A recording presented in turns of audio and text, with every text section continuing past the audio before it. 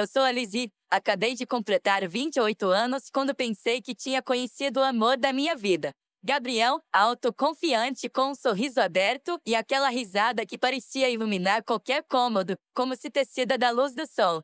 Nosso relacionamento se desenvolveu rapidamente. Nos conhecemos de alguma forma por acaso, talvez apenas trocando algumas frases insignificantes. Mas depois de algumas semanas eu não conseguia imaginar meu dia sem seu chamado sorriso, mesmo sem aqueles raros minutos silenciosos em que ele ficava perto e pintava, no mundo de suas imagens, e eu nas minhas.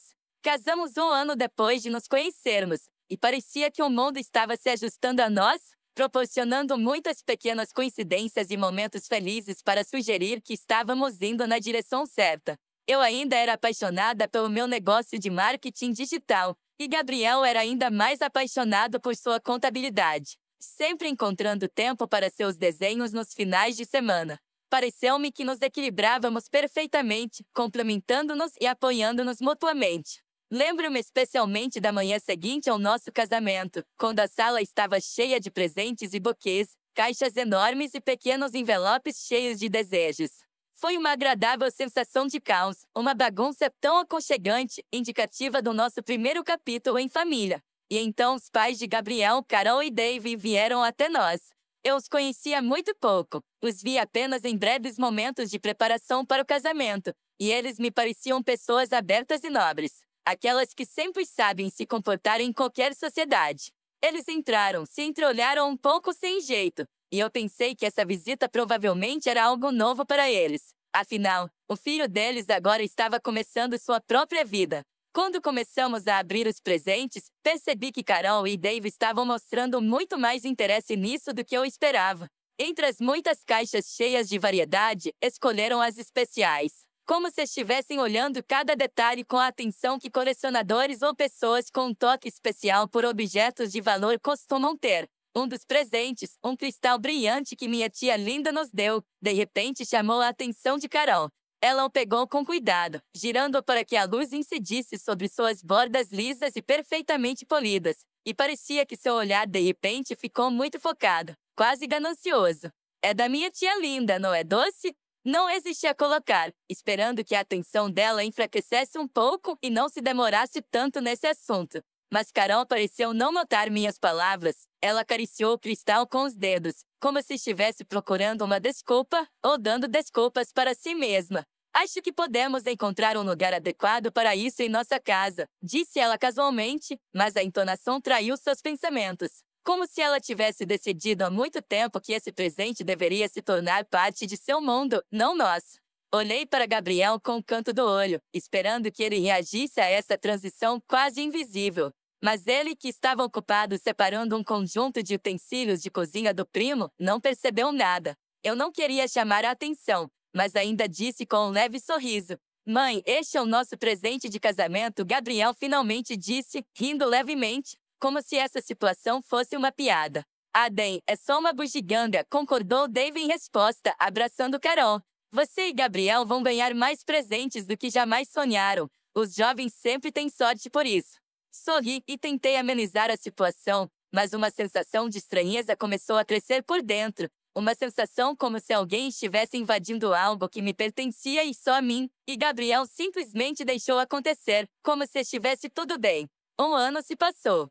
Naquela noite, quando nos sentamos à mesa do restaurante, eu ainda estava determinada a passar esta noite calorosamente e alegremente, cercado por meus entes queridos. Eu queria que nosso aniversário fosse algo que eles se lembrassem, uma ocasião não apenas para comemorar, mas também para fortalecer nosso vínculo.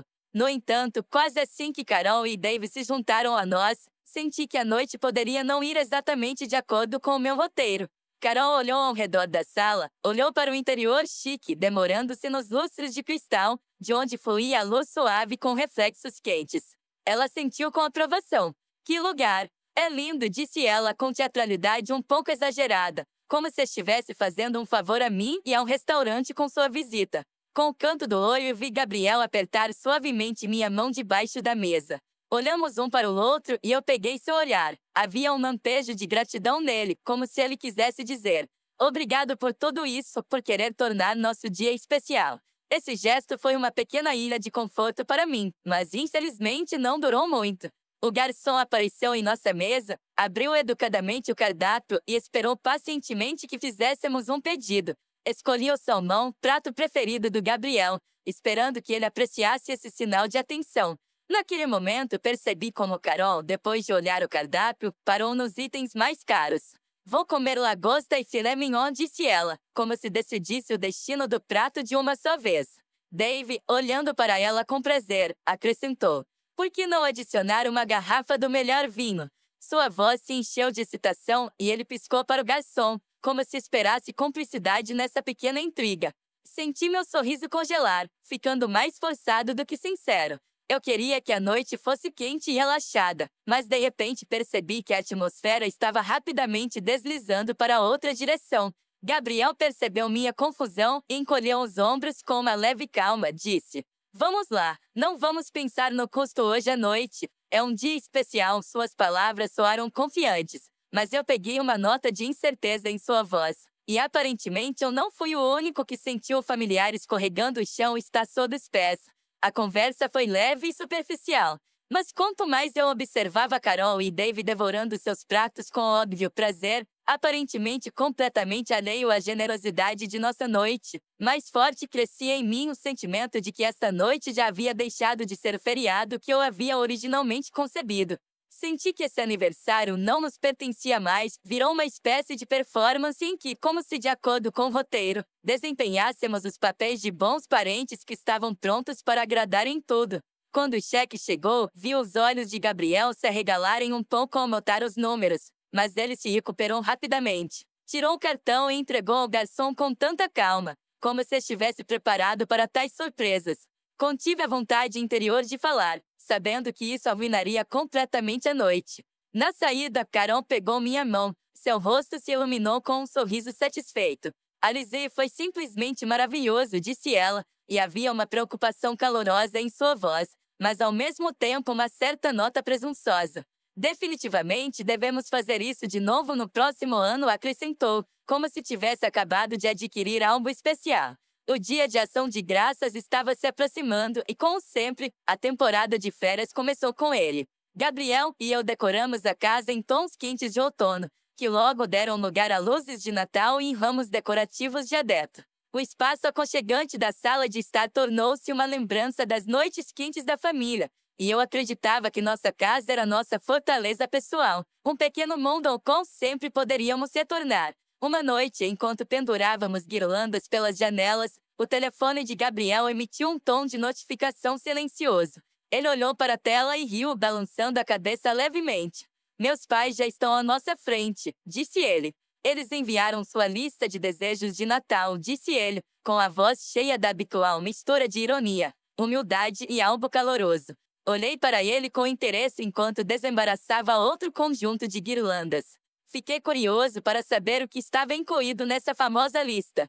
Gabriel hesitou um pouco, mas mesmo assim me entregou o telefone. A lista era extensa e requintada, repleta de itens de luxo, roupas de grife, joias caras, gadgets, coisas que, pelo que entendi, não eram necessárias, mas falavam de seu apego ao conforto e prestígio. Enquanto eu rolava, não pude deixar de ser um pouco sarcástico. Você não acha que isso é um pouco excessivo? Eu perguntei, e minha voz, embora tentasse ser cuidadosa, revelava uma leve perplexidade. Gabriel pegou o telefone de volta com um leve encolher de ombros, como se tudo fosse bastante normal para ele. Eles só gostam de coisas boas. O que posso dizer? Ele respondeu com um sorriso, e eu senti um nó cada vez mais apertado dentro de mim, como se essa lista não fosse apenas uma lista de desejos, mas algo muito maior, que me lembrasse da linha que estava surgindo cada vez mais entre nossos mundos. No dia seguinte, o silêncio doloroso entre Gabriel e eu se transformou em uma névoa que permeava todos os cantos da nossa casa. Ele saiu para o trabalho mais cedo do que o habitual, voltou mais tarde e não pareceu notar minhas tentativas de iniciar uma conversa.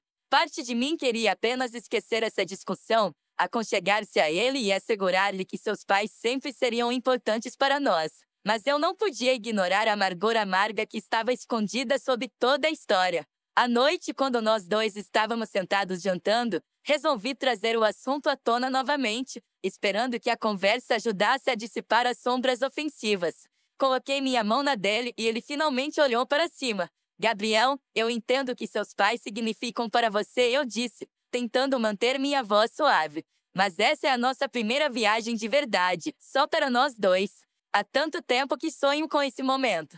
Precisamos desse tempo juntos para fortalecer o que temos antes que se torne algo mundano. Ele me ouviu, olhando diretamente nos meus olhos.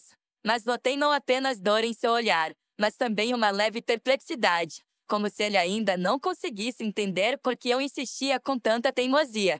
Por fim, suspirou e, afastando levemente minha mão, disse: eu entendo que isso é importante para você. É só, eles sempre estiveram lá. Quando estávamos crescendo, eles me apoiaram em tudo. E talvez ele hesitou escolhendo suas palavras. Talvez eu só tenha medo de um dia não conseguir devolver tudo o que fizeram. Minha raiva diminuiu um pouco. Vi diante de mim não um homem que coloca os interesses de seus pais acima dos nossos, mas um filho que tem medo de um dia não conseguir retribuir o amor e o carinho que recebeu deles. Eu entendo, disse. Só acho que talvez as ideias deles sobre nossas vidas tenham começado a ofuscar as nossas. Temos direito a algo nosso, as nossas próprias memórias e experiências. Isso não significa que você os decepcionou. Gabriel acenou com a cabeça, mas seu rosto continuava sério. Talvez você esteja certa, Alice. Talvez seja isso que eu tenha que aprender a separar minha vida das expectativas deles. Sentamos em silêncio e, por um momento, pareceu-me que a parede de gelo entre nós começou a derreter. Os dias seguintes se transformaram em uma dança tranquila de emoções. Gabriel parecia estar absorto em uma luta interna. Seu olhar muitas vezes estava nublado e havia uma lentidão em seus movimentos, como se cada pensamento o estivesse puxando em direções diferentes.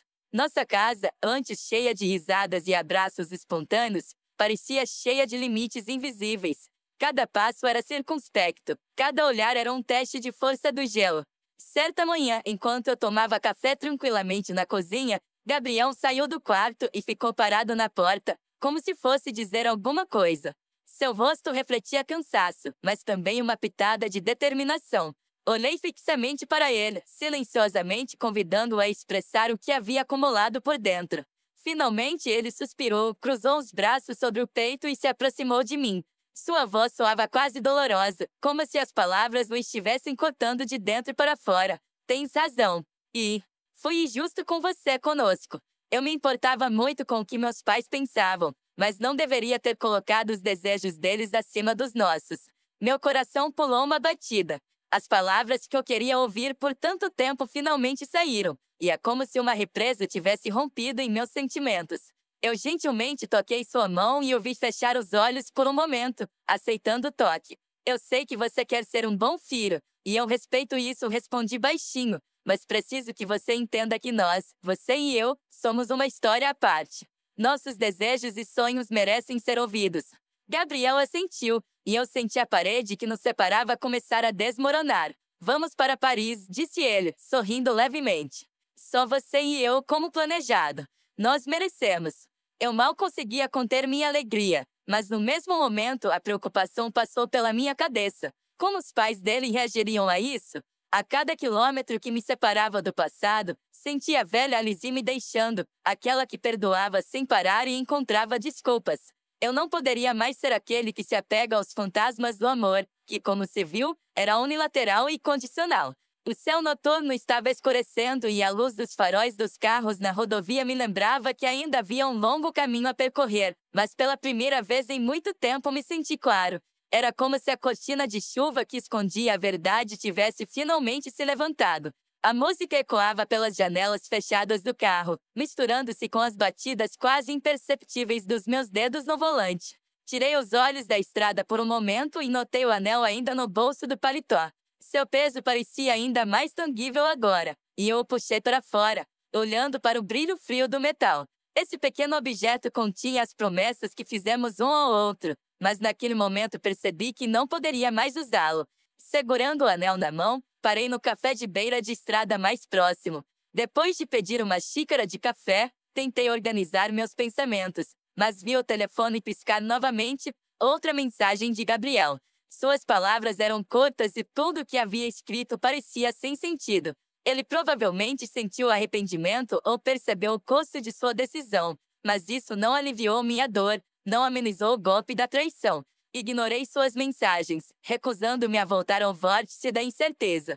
Quando voltei para o carro, parei encostado no capô e olhei para o céu estrelado. Lá, sob esse céu, que era mais alto do que qualquer decepção, senti uma nova onda de força. Sarah olhou para mim com atenção. Seu olhar estava cheio de calor e apoio. Ela não fazia perguntas desnecessárias, não oferecia soluções rápidas como muitos em seu lugar podiam. Em vez disso, seu silêncio me envolveu em um cobertor macio, dando-me a chance de organizar meus pensamentos. Você sabe que eu estou sempre lá para você, disse ela, ainda segurando minha mão com força. Você pode ficar comigo o tempo que precisar. Temos um quarto vago, e você não precisa se apressar em decisões. Suas palavras me trouxeram paz, como água fria na pele queimada. Pela primeira vez em muito tempo, não me senti sozinha. A casa de Sarah, com sua luz suave e o cheiro de café acabado de fazer, parecia um mundo completamente diferente, longe do meu antigo. Obrigado, Sarah, sussurrei, sentindo as lágrimas começarem a vir aos meus olhos. Eu não conseguia me lembrar da última vez que me permiti chorar, mas ao lado da minha irmã, eu não conseguia mais segurar a onda que tomava conta de mim. Sentamos em silêncio, senti sua mão acariciando suavemente minhas costas. Quando estiver pronto, começaremos a procurar um novo emprego para você, um novo apartamento. Tudo o que você precisa, disse ela com confiança, como se a confiança no meu futuro fosse uma verdade tão inegável quanto sua própria presença ao meu lado. Os raios do sol brincavam nas paredes do meu pequeno apartamento, como se me cumprimentassem todas as manhãs com nova energia e paz. Enchi o espaço ao meu redor de flores em vasos de cerâmica e almofadas brilhantes, livros dos quais a vida literalmente fluía pelas páginas. Minha nova casa era como a personificação dos meus sentimentos, aberta, brilhante e verdadeiramente minha. Sarah me procurava com frequência, trazendo pãezinhos frescos e buquês de flores inadequadamente grandes, rindo e declarando que preciso aprender a apreciar as pequenas coisas. Sentamos na cozinha com ela, imersos em conversas vagarosas, sua voz era um abrigo quente, como se a própria vida estivesse sussurrando. Quando não havia convidados, voltei aos estudos, mergulhando nos estudos com uma nova paixão. Parecia que a cada página, a cada palestra gravada, eu me aproximava de algo meu, algo que ofuscava memórias do passado, como a luz de um dia ensolarado apaga os resquícios da noite. Houve noites em que me enrolei em um cobertor macio e saí para a varanda, segurando uma xícara de chá quente nas mãos, respirando o ar fresco. Eu me permiti apenas ser, não fazer perguntas, não dar desculpas para outra pessoa, mas apenas estar aqui e agora, em paz com meu presente e futuro. E em uma dessas noites, peguei o telefone, imerso nos intermináveis nomes da lista de contatos. Meus dedos deslizaram pela tela até que parei em uma coisa ao nome dele, que agora parecia ser apenas um conjunto de letras, não causando dor ou raiva, mas também não trazendo nenhuma alegria. Determinado, apaguei o número dele, apagando o último link para o que antes achava importante. Naquele momento, senti uma leveza indescritível, como se as últimas algemas tivessem desaparecido.